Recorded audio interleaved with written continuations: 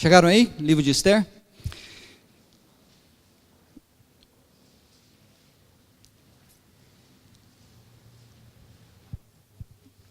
Deixe-me fazer a leitura do primeiro capítulo.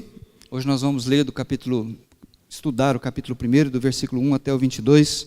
É um texto um pouco longo, mas eu quero que você preste bem atenção na leitura que eu vou fazer. Foi no tempo de Xerxes, talvez na sua Bíblia esteja Assuero, que reinou sobre 127 províncias, desde a Índia até a Etiópia, na África.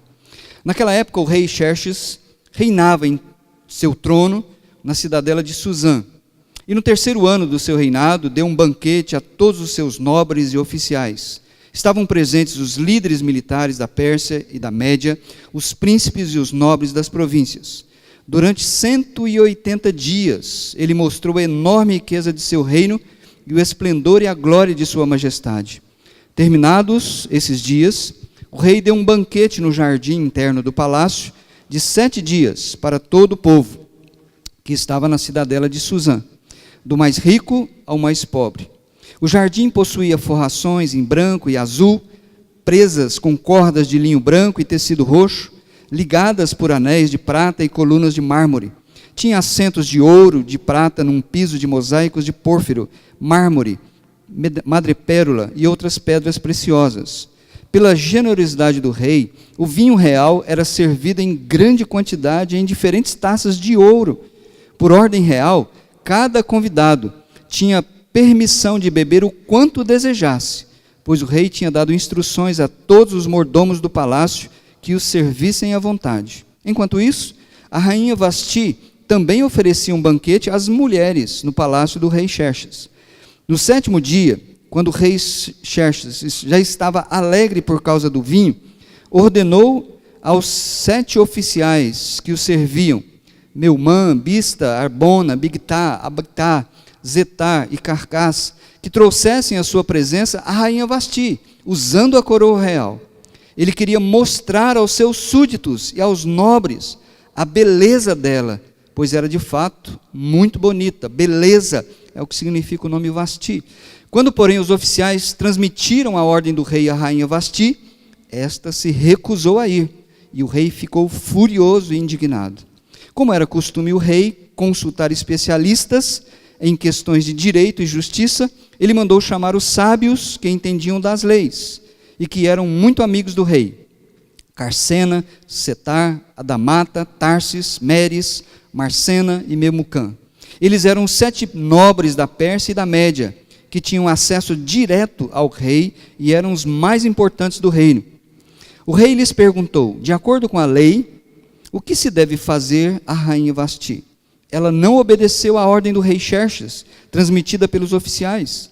Então, Memucã respondeu na presença do rei e dos nobres: a rainha Vasti não ofendeu somente o rei, mas também todos os nobres, e os pobres, e os povos de todas as províncias do rei, pois a conduta da rainha se tornará conhecida por todas as mulheres, e assim também elas desprezarão seus maridos e dirão: o rei Xerxes ordenou que a rainha Vasti fosse à sua presença, mas ela não foi. Hoje mesmo, as mulheres persas e medas da nobreza que ficarem sabendo do comportamento da rainha, agirão da mesma maneira com todos os nobres do rei. Isso provocará desrespeito e discórdia sem fim. Por isso, se for do agrado do rei, que ele emita um decreto real, uma lei, e que seja incluído na lei irrevogável da Pérsia e da Média, determinando que Vasti nunca mais compareça na presença do rei. Também dê o rei a sua posição de rainha a outra que seja melhor do que ela. Assim, quando o decreto real for proclamado em todo o seu imenso domínio, todas as mulheres respeitarão seus maridos, do mais rico ao mais pobre. O rei e seus nobres aceitaram de bom grado o conselho, de modo que o rei pôs em prática a proposta de Memucã. Para isso, enviou cartas a todas as partes do reino, a cada província e a cada povo, em sua própria escrita e em sua própria língua, proclamando que todo homem deveria mandar em sua própria casa. Eu confesso para vocês que eu li esse texto, eu reli e li várias vezes, e eu falei: Deus, Misericórdia, o que eu vou encontrar aqui para falar com a igreja? Mas vamos lá, vamos tentar. O tema que eu dei para a minha mensagem foi o Deus que trabalha pelo seu povo. O Deus que trabalha pelo seu povo. Eu tirei essa ideia de um texto do profeta Isaías, que diz assim, olha, desde os tempos antigos, ninguém ouviu, nenhum ouvido percebeu, e olho nenhum viu, Deus, outro Deus, além de, que trabalha para aqueles que nele esperam. Essa é a grande dificuldade que nós temos como pessoas, esperar em Deus. Nós queremos as coisas no nosso tempo, nós queremos do nosso jeito. Mas o profeta está dizendo, olha, aprenda a esperar. O Salmo 37 fala sobre isso. Agrada-te do Senhor, confia nele, espera nele, e no tempo certo ele vai agir. Então, se nós somos o povo de Deus, Deus está trabalhando em favor de quem? De nós. Ele está trabalhando em seu favor, por mais que você nem perceba isso, mas ele está trabalhando. Tem uma música que vocês conhecem, nós já cantamos, que se chama Deus de Promessas. Sei que os seus olhos, diz a letra, sempre atentos permanecem em mim, e os seus ouvidos estão sensíveis para ouvir meu clamor. Posso até chorar, mas a alegria vem pela manhã. És Deus de, e não de, nunca mudaste, tu és fiel. Quando eu ouvi essa música, eu fiquei pensando, peraí, tem algumas coisas que não batem bem com o que eu tenho aprendido da palavra. Porque o nosso Deus não é apenas um Deus de perto. Ele é um Deus de promessas. Mas ele não é apenas um Deus de perto. Ele é um Deus também de longe. Muitas vezes é fácil você ir na Bíblia, pegar alguns versículos e jogá-los, dispô-los, sem entender o contexto. Mas olha o que diz o profeta Jeremias. Ele diz que Deus, ele não é apenas um Deus de longe. Desculpa, ele não é apenas um Deus de perto, mas ele também é um Deus de longe. Por que o profeta falou isso? Isaías vai repetir. Porque dentro da mentalidade judaica, Deus não iria atuar, Deus não iria agir na vida do seu povo quando eles foram exilados lá na Babilônia. Porque Deus só agia aqui perto, em Jerusalém, no templo. Mas lá, Deus não iria abençoar o seu povo. Então, o profeta está dizendo que esse Deus maravilhoso, o Criador, que nós cremos nele, ele age em todos os lugares. A Bíblia diz que nada pode impedir o trabalho de Deus. O tempo não pode impedir, a distância não pode impedir, porque Deus é Deus, acima de tudo e de todos. E através do profeta Isaías, ele diz assim, olha, agindo eu, quem impedirá? Quando eu ajo, diz Deus, quando eu trabalho, e eu trabalho em favor do meu povo, será que tem alguma mão mais poderosa que a minha que pode me impedir de realizar os meus propósitos? Claro que não. Porque o nosso Deus, ele trabalha em favor do seu povo. E eu penso que esta é a grande mensagem do livro de Esther. Ele quer incutir na nossa mente que há um Deus que trabalha em favor do seu povo. Quem é que faz a história? Essa imagem não está muito nítida aí na tela, mas é um quadro que retrata os americanos quando eles fizeram a Constituição dos Estados Unidos. Eles estão ali no palácio, decidindo coisas para o bem da nação. Mas eu fiquei me perguntando, na verdade, quem é que faz a história? E essa é a minha proposta para vocês hoje à noite. Vamos ler comigo? O Deus Criador, amoroso e gracioso, age nas entrelinhas da história para o bem do seu povo. Acredite nisso. O nosso Deus, ele age. Às vezes a gente não percebe. Às vezes nós vemos leis que os nossos políticos fazem. Às vezes nós vemos decisões que eles tomam. E nós achamos que esse mundo está assim meio desgovernado. Mas não, acredite que o nosso Deus amoroso, sábio, soberano, ele age nas entrelinhas da história para realizar o bem para aqueles que ele amam. Por isso Paulo, lá em Romanos, ele vai dizer assim, olha, eu sei que Deus age em todas as coisas para o bem daqueles que o amam. Se você ama Deus, todas as coisas que acontecem na sua vida, por mais ruins que sejam, Deus há de torná-las em bem para a sua vida. Nós já lemos o texto de Ester, mas olha aqui que interessante. Diz que esse rei Assuero, ou rei Xerxes, eu quase não consigo falar esse nome, ele tinha um reino vastíssimo. Ele começou a reinar por volta de 486, ele recebeu esse reino do pai, Dario. Era um reino extremamente vasto, que vai desde, do seu lado direito ali, né, desde a Índia até a Etiópia, na África. Então era muito grande. A Bíblia aqui nos diz que eram 127 províncias. Tenta imaginar a grandeza do reino desse homem, a riqueza desse homem. Era muito grande. E o texto nos fala, ele começou a reinar em 486, e o texto nos diz que no seu terceiro ano de mandato, ele promove um banquete.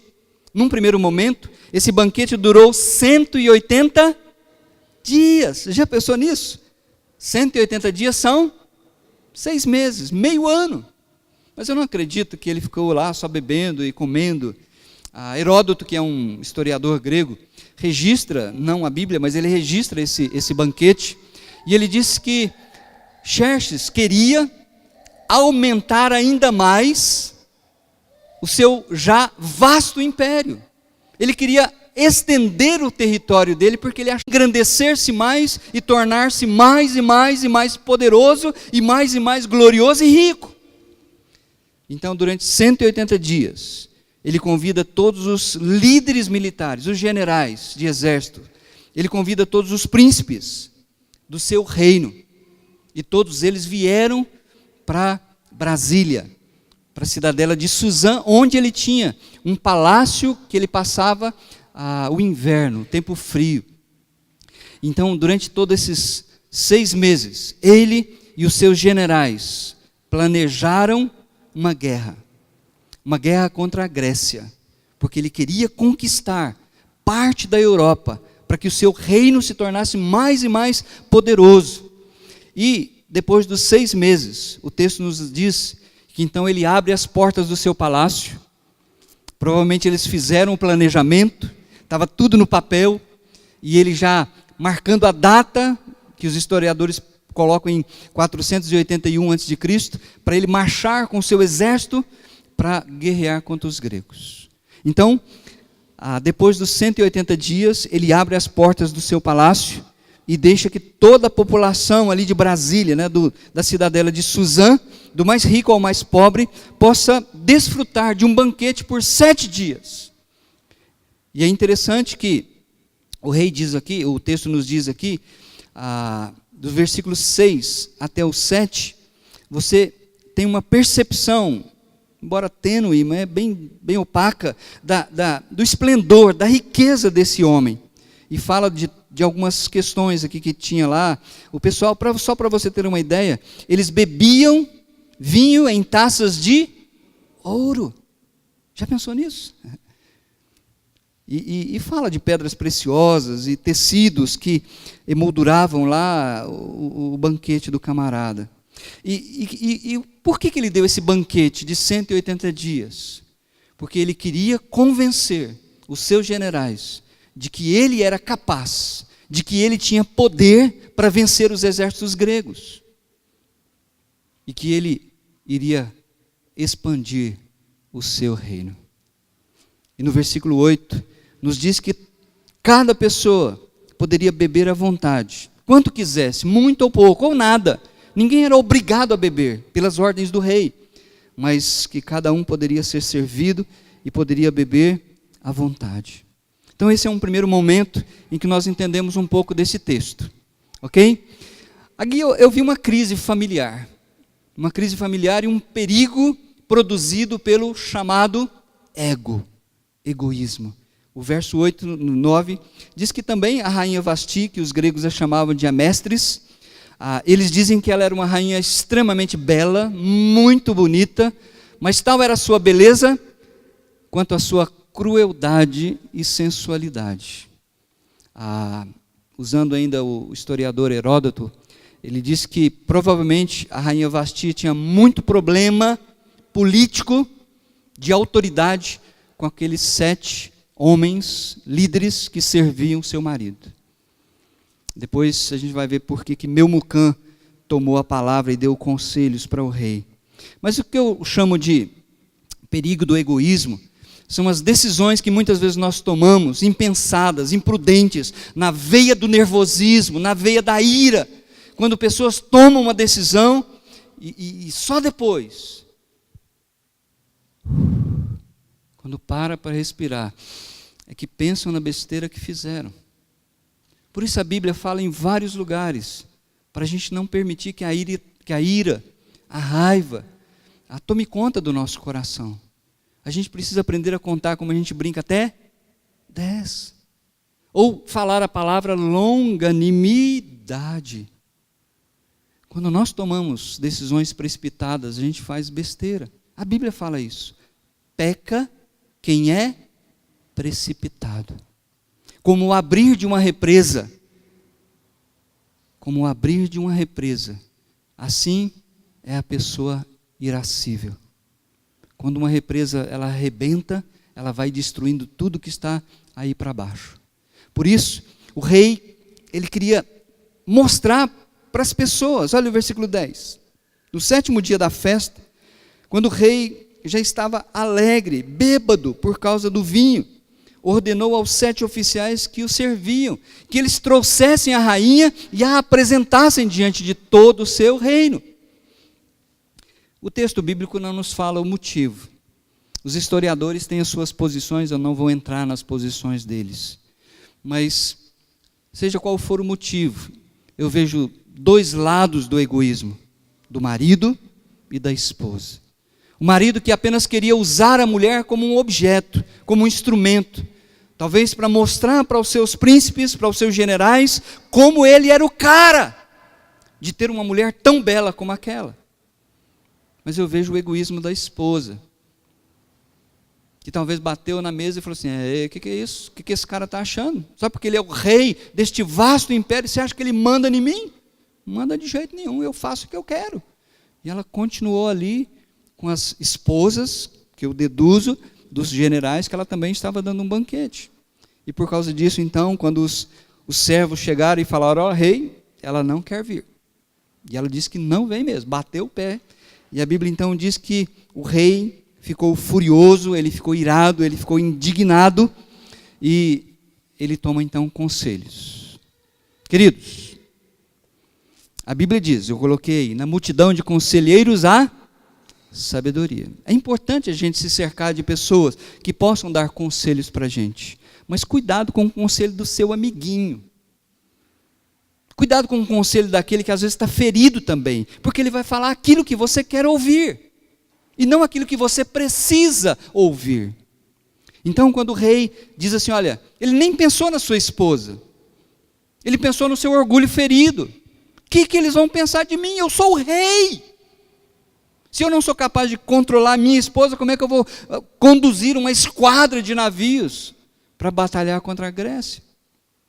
Então, sem prestar atenção na sua esposa, ele pergunta para os seus conselheiros o que a lei mandava fazer. E aí, então, esse camarada, lá no versículo 16, chamado Memucã, ele toma a frente dos seus copares aqui, e ele então dá uma resposta para o rei. Alguns estudiosos dizem que o conselho de Memucã foi produzido porque ele tinha uma rixa contra a rainha Vasti. Como eu mencionei para vocês, ela era muito poderosa, ela era cruel naquilo que ela fazia. E provavelmente ela batia de frente com esse conselho. Então alguns estudiosos dizem que essa decisão que ele deu para o rei foi porque ele tinha uma intriga, uma rixa com a rainha Vasti. Outros dizem também que ele viu nesta situação uma oportunidade para ele reinar na casa dele, porque quem mandava na casa dele era a mulher. Porque o que ele diz aqui é que o rei deveria fazer uma lei para que todos os homens mandassem nas suas casas. E o interessante, se você olhar lá no versículo 19, quando ele diz assim, olha, Por isso, se for do agrado do rei, que ele emita um decreto real e que seja incluído na lei irrevogável da Pérsia e da Média, determinando que Vasti nunca mais compareça na presença do rei Xerxes, que ela seria banida de todas as decisões políticas, conselhos, ela iria viver lá no harém, mas longe do rei. Também deu o rei a sua posição. E olha no versículo 20, deu o rei a sua posição a outra que seja melhor do que ela. Versículo 20, assim, quando o decreto real for proclamado em todo o seu imenso domínio, todas as mulheres, inclusive a minha, respeitarão seus maridos, do mais rico ao mais pobre. Ok, o rei assinou esse decreto foi espalhado nas 120 províncias, o rei terminou a grande festa dele, e ele então, de posse dos planejamentos, ele foi para a batalha. É uma batalha chamada Batalha de Salamina. É uma região que tem no mar. Eu quero mostrar um pedaço de um filme que fala sobre essa batalha. Foi tirado da história. Talvez você já até tenha assistido esse filme. Eu vou pedir que alguém me ajude a apagar as luzes lá. Deixe-me mostrar isso para você. Eu vou mostrar o filme e depois eu comento um pouquinho. Pode apagar aí, Rogério.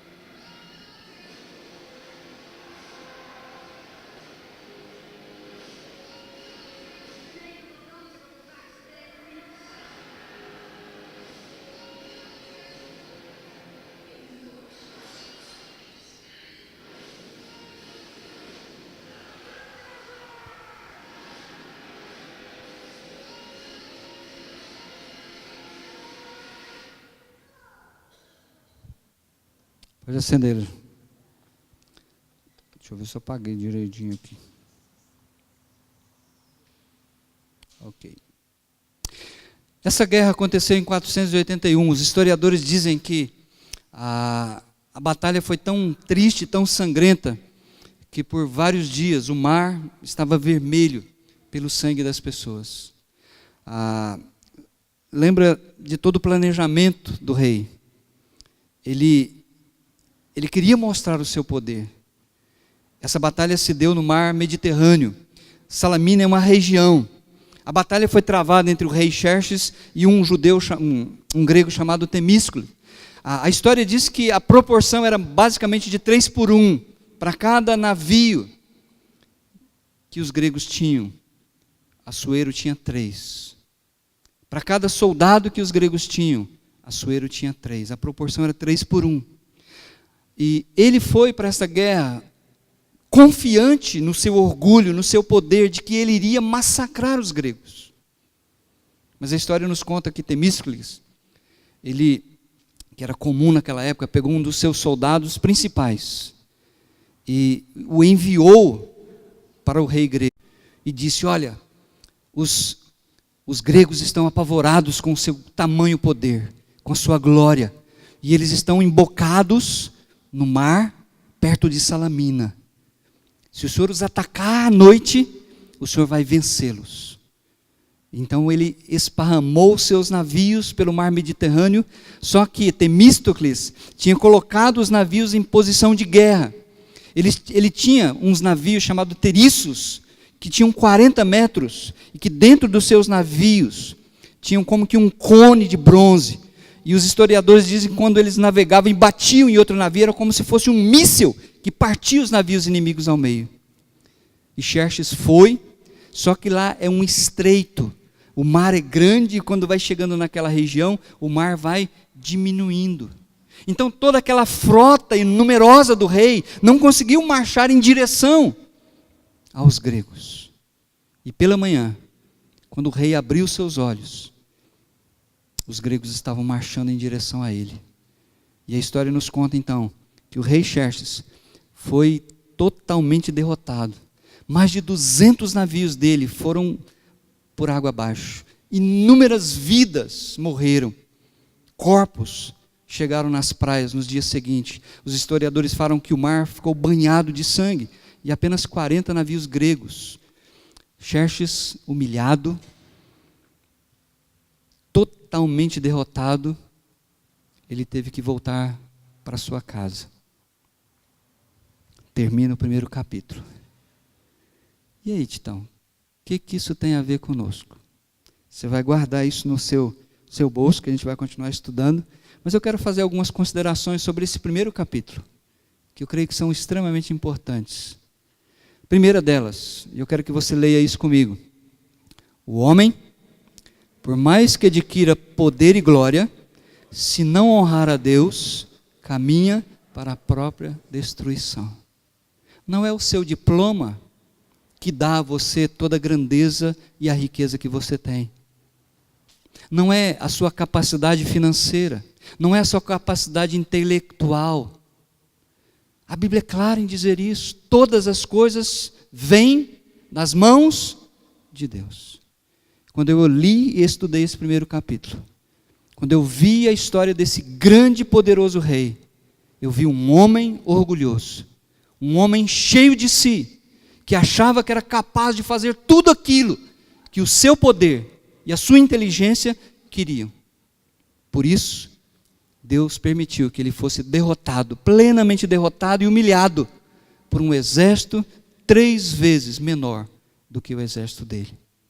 Se você acompanhar comigo em Provérbios 16, 18, vamos lá fazer umas viagens aqui na Bíblia agora, rapidinho.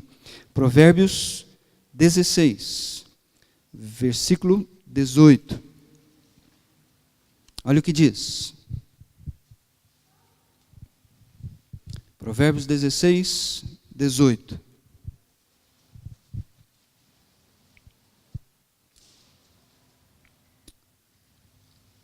Chegaram aí? O orgulho vem antes da queda, da destruição. O espírito altivo, que é um sinônimo para orgulhoso, antes da queda. O que vem antes da queda? Orgulho, soberba. Por isso nós precisamos buscar de Deus essa graça de sermos humildes. Lembra que os discípulos brigavam entre si para serem o primeiro. E Jesus mostrou para eles, olha, no mundo é assim, os reis governam e mandam uns nos outros. Mas entre vocês, quem quer ser o primeiro, seja o último. Aprenda a servir, tome a toalha e vai servir o povo. Porque aí você vai ser grande no reino de Deus. Olha um outro versículo que diz para nós. Isaías 23, 9. Vai algumas páginas para frente.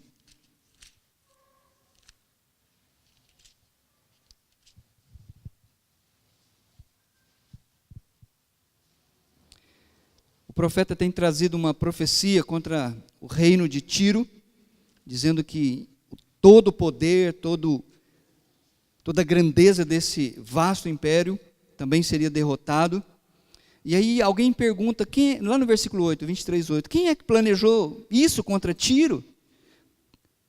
Contra aquela que dava coroas, cujos comerciantes são príncipes, cujos negociantes são famosos em toda a terra? Versículo 9. O Senhor dos exércitos o planejou, para abater todo orgulhoso e vaidade, e humilhar todo orgulho e vaidade, e humilhar todos os que têm fama na terra. Não é interessante isso? Quer ver um outro versículo que fala sobre essa questão do orgulho? Não precisa abrir lá, Tiago 4,6, diz que Deus resiste ao soberbo.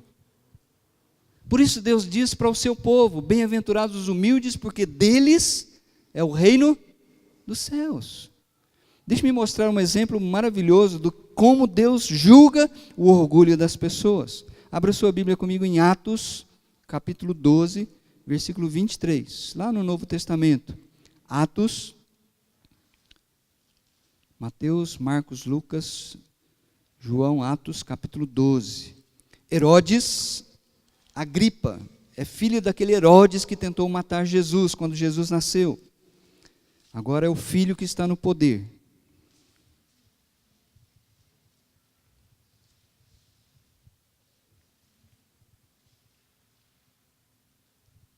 Estão aí comigo?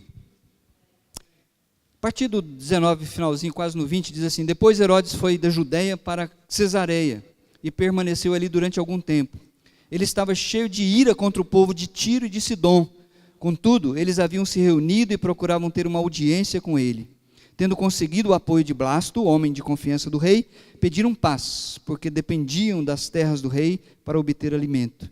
No dia marcado, Herodes, vestindo seus trajes reais, sentou-se em seu trono e fez um discurso ao povo.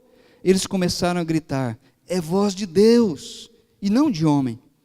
Visto que Herodes não glorificou a Deus, imediatamente um anjo do Senhor o feriu, e ele morreu, comido por vermes. Entretanto, a palavra de Deus continuava a crescer e a espalhar.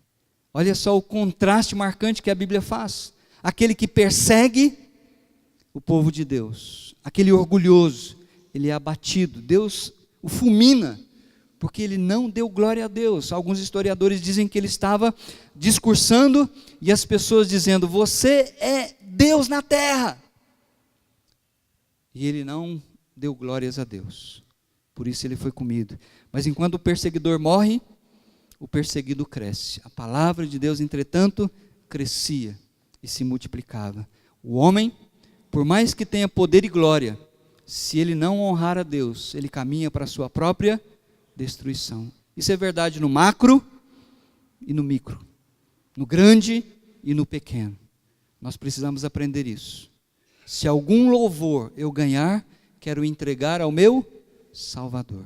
Consideração número 2. Você está vendo algumas casas de governo aí, do seu lado direito tem a Casa Branca, o Palácio do Planalto, o Congresso. Mas eu quero te mostrar uma coisa, fale comigo. Em qualquer reino ou governo, sobre reis e governantes, a mão invisível de Deus tem pleno controle da situação. Eu pedi para que você prestasse atenção na leitura que eu fiz do primeiro capítulo. Alguém ouviu eu falar o nome de Deus? Não? Ninguém ouviu? É porque não tem. O interessante é que em todo esse livro, são 10 capítulos, não aparece uma sequer vez o nome de Deus. Por isso muitos tiveram dificuldade de aceitá-lo como sendo um livro inspirado por Deus. Como que um livro que não fala de Deus, da lei de Deus, não fala nada, a não ser uma menção sobre o jejum. Mas jejum até os incrédulos jejum. Então preste atenção. Embora você não tenha ouvido o nome de Deus na leitura que eu fiz, Deus está agindo nos bastidores. A sua mão invisível está lá no Palácio do Planalto, lá no Congresso, lá na Casa Branca, lá no Kremlin. Não é o homem, não é o governante, o rei, que determina os passos desse mundo. É o nosso Deus Todo-Poderoso. Nós não entendemos isso. Mas Ele tem um controle efetivo e absoluto sobre todos e sobre tudo que acontece. O que nós precisamos fazer é, como igreja, é aprender a orar mais a Deus. Ele fala isso através de Timóteo, que nós deveríamos orar pelos príncipes, pelos reis, por todos que estão investidos de autoridade, para que nós tivéssemos uma vida tranquila. Então acredite, que Deus não está, às vezes, no palco da sua vida. A nossa tendência, às vezes, é achar assim, mas isso aconteceu comigo, onde é que estava Deus? Ele está nas entrelinhas da história da sua vida, trabalhando para o seu bem, mesmo que você não entenda isso. E Ele vai te levar no lugar onde Ele quer te levar, mesmo que Ele tenha que dar algumas voltas, mesmo que Ele tenha que te dar uma surra, mas Ele vai te levar, porque a mão invisível dEle tem um controle efetivo sobre a sua vida, e sobre as coisas que acontecem com você, sobre as coisas que acontecem em todos os governos desse mundo. Terceira consideração que eu quero fazer com vocês. A mão invisível de Deus trabalha para reverter toda tentativa dos inimigos de destruir o seu povo. Vocês entenderam isso que eu estou falando? Se você pensa que você é amado por todo mundo, você não é amado por todo mundo. Existem pessoas que querem o seu mal. Existem pessoas que querem puxar o seu tapete. Existem pessoas até mesmo que se dizem irmãos, mas que por trás estão falando mal de você. Mas eu quero crer e quero convidar você a crer que Deus é todo-poderoso e a sua mão invisível, que trabalha nos meandros, nas entrelinhas da história, Ele está revertendo a situação para o seu bem. E nós vamos ver isso mais para frente, mas eu quero só pincelar isso. No ano 539, Ciro, que derrotou a Babilônia, ele promulgou uma lei, um edito, permitindo que todos os judeus que estavam no exílio babilônico pudessem voltar para a terra prometida, reconstruir o templo e adorar Yahvé, o Deus de Israel. Mas sabe o que aconteceu? Muitos dos judeus preferiram ficar por lá, na Babilônia, agora na Pérsia. O cativeiro durou 70 anos, muitos, inclusive Esther nasceu no cativeiro. Ela nunca tinha ido, visitado, não sabia como era Jerusalém, não tinha zap, não tinha fotografias. Ela apenas ouvia falar da terra dos pais. E muitos judeus que estavam bem-sucedidos ali na Pérsia, mesmo depois já de 50 anos, que é agora a história de Esther, eles não se prontificaram a querer o bem do povo de Deus. Mas mesmo assim, Deus está trabalhando nas entrelinhas para o bem deles. Não é incrível isso? Mesmo quando nós não trabalhamos para o bem de Deus, Deus trabalha para o nosso bem. E eu fiquei maravilhado com isso. Olha comigo, eu só vou pincelar isso aqui. Volta comigo lá para Esther. Um camarada chamado Amã, ele é uma malequita, inimigo do povo de Deus. Ele ficou muito bravo, porque algumas pessoas chegaram para ele e disseram assim, olha, você foi colocado como primeiro-ministro, mas tem um cara aí no reino que ele não se dobra diante de você, porque a lei do rei é que quando ele passasse na Avenida Afonso Pena, subisse na Floriano, andasse na Tubal Vilela, todos tinham que se curvar diante dele. Mas Mordecai, ou dependendo da sua versão, Mardoqueu, não se curvavam. Sabe por quê? Porque ele era um judeu, obediente à palavra de Deus. E a Bíblia diz que o ser humano não pode se curvar e nem adorar o outro ser humano. E quando Amã passava cheio de poder e majestade, o Mardoqueu ficava lá olhando para ele. E as pessoas falaram. E ele então tentou uma maneira de destruir Mardoqueu, mas não só Mardoqueu. A ruindade do ser humano é tão grande, que ele falou, eu não quero só destruir Mardoqueu, eu quero destruir o povo de Mardoqueu. E então, capítulo 3, verso 7, ele arrumou um pessoal lá que fazia magias. No primeiro mês do 12º ano do reinado de Xerxes, no mês de Nisan, lançaram o pur, isto é, a sorte, na presença de Amã, a fim de escolher um dia e um mês, para executar o plano. E foi sorteado o 12º mês, o mês de Adar. Então, a gente vai estudar isso depois. Houve um plano e uma lei para destruir os judeus. Mas lá no finalzinho, no capítulo 9, vamos lá só ler os versículos. O povo de Deus teve a permissão para lutar contra aqueles que os queriam destruir. Versículo 23 diz assim, e assim os judeus adotaram como costume aquela comemoração, conforme o que Mardoqueu lhes tinha ordenado por escrito, pois Amã, filho do Agagita Amedata, inimigo de todos os judeus, tinha tramado contra eles para destruí-los, e tinha lançado isto é, a sorte, para a ruína e destruição deles. Mas quando isso chegou ao conhecimento do rei, ele deu ordens escritas para que o plano maligno de Amã contra os judeus se voltasse contra a sua própria cabeça, e para que ele e seus filhos fossem enforcados. Deus, com sua mão invisível, não no palco, mas atrás das cortinas, Ele está agindo, Ele está trabalhando para aqueles que nele esperam. E Deus então reverteu essa situação. Eu creio nessa mão invisível de Deus que tem nos abençoado de uma maneira tremenda. 2 Timóteo tem um texto maravilhoso que eu quero ler com você também. 2 Timóteo capítulo 2, lá no Novo Testamento. 2 Timóteo, isso tem que servir de grande consolo para mim e para você. 2 Timóteo 2.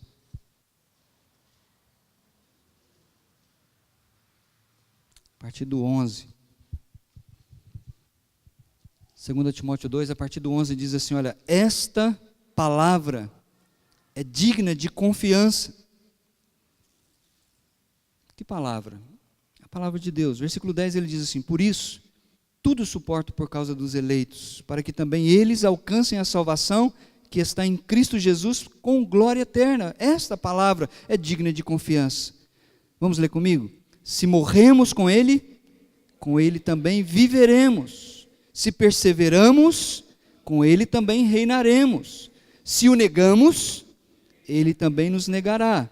Se somos infiéis, Ele permanece fiel, pois não pode negar-se a si mesmo. O que ele está dizendo é que nós não conseguimos ser batutas com Ele.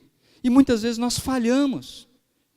João fala isso de uma outra maneira. Filhinhos, eu escrevo para vocês para que vocês não pequem. Todavia, se alguém pecar, estamos perdidos. Não. Se alguém pecar, temos advogado diante do Pai. Jesus Cristo, o justo. O que a Bíblia nos convoca é sermos fiéis a Deus, naquilo que depende de nós, e buscarmos realmente a sua aprovação. Preste bem atenção, Deus trabalha em favor de quem? Do seu povo. Quem é o seu povo? Somos nós, é você. Você precisa acreditar nessa verdade. Deus está trabalhando em meu favor, mesmo que eu não veja, mesmo que eu não perceba. Sua mão invisível está agindo nas entrelinhas da sua história. Ele sabe o que faz. Fique tranquilo. Por isso, não se desespere. Deus tem controle efetivo, tem controle absoluto sobre a história. A história não está desgovernada. A história não está nas mãos de homens. A história está nas mãos de Deus. Pessoas estão nas mãos de Deus. O seu chefe está nas mãos de Deus. O seu marido, a sua esposa, seus filhos. A Bíblia diz que o coração do rei está nas mãos do Senhor. O rei é a autoridade máxima. Mas tem alguém que está acima do rei. É o nosso Deus. E o coração desse rei, da autoridade máxima, está nas mãos do Senhor, Yahvé. E de acordo com a sua vontade, Ele inclina esse coração. Acredite nisso. Ore mais, para que Deus possa realizar os seus propósitos na nossa vida. Consagre ao Senhor tudo o que você faz, e os seus planos serão bem-sucedidos. O Senhor detesta os orgulhosos de coração. Sem dúvida, eles serão punidos, na hora certa, no tempo certo de Deus. Perguntaram para um judeu assim, o que aconteceria se a União Soviética tivesse levado a cabo o plano antissemita, que era destruir os judeus? O judeu diz assim, nós teríamos mais uma festa no nosso calendário. Como? Se vocês fossem destruídos, ele falou assim, o negócio é o seguinte, brincar com o judeu não é fácil não. Quando o faraó tentou nos destruir, Deus mandou a gente fazer a festa da Páscoa. Quando Amã, e ele faz citação de Esther, quando Amã tentou destruir os judeus, nós temos a festa do Purim. E quando Antíoco Epifânio tentou destruir os judeus, nós temos a festa do Hanukkah. Talvez você nunca tenha ouvido falar desta festa, Hanukkah. Por volta mais ou menos de 164, Antíoco Epifânio, ele tentou destruir os judeus. Ele proibiu circuncisão, ele proibiu os judeus de oferecerem sacrifícios no templo em Jerusalém. E uma vez, um dos seus oficiais pegou uma porca. O porco é um animal impuro, não pode ser comido e muito menos ser oferecido em sacrifício pelos judeus. Mas esse oficial pegou uma porca, adentrou-se pelo templo, e quando ele chegou no altar para colocar a porca, para oferecê-la em sacrifício aos seus deuses, um sacerdote interviu, pegou uma espada e o atravessou. Você já ouviu falar dos Macabeus? Não está na nossa Bíblia essa história, mas ela está na Bíblia de Jerusalém. Você pode ler, é uma história muito bonita. Sacerdotes, homens que não sabem o que é guerrear, enfrentaram um exército extremamente poderoso, cruel, o exército de Antíoco Epifânio. E este exército pequenino, de homens de Deus, se posicionaram e não permitiram que um pagão, um incrédulo, profanasse o templo de Deus. Tem uma passagem no livro de Macabeus que eu quero ler para você, muito interessante. Está no segundo livro, capítulo 15, a partir do 21. Diz assim: Macabeu, à vista desta multidão imensa, do aparato de armas tão diversas e do aspecto temível dos elefantes, estendeu as mãos para o céu e invocou o Senhor, Yahvé, que opera prodígios.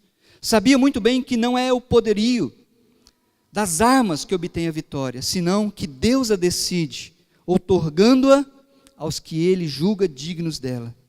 Eis como foi a sua oração: Senhor, vós que no tempo do rei Ezequias, da Judeia, enviaste vosso anjo e fizeste perecer 185.000 homens do exército de Senaqueribe, enviai, pois, agora, ó soberano dos céus, um bom anjo que nos preceda, infundindo temor e espanto, que o vosso braço se estenda e extermine aqueles que, blasfemando, vieram atacar o seu povo santo.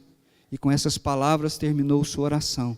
De um lado, as tropas de Nicanor avançavam ao som das trombetas e dos hinos guerreiros.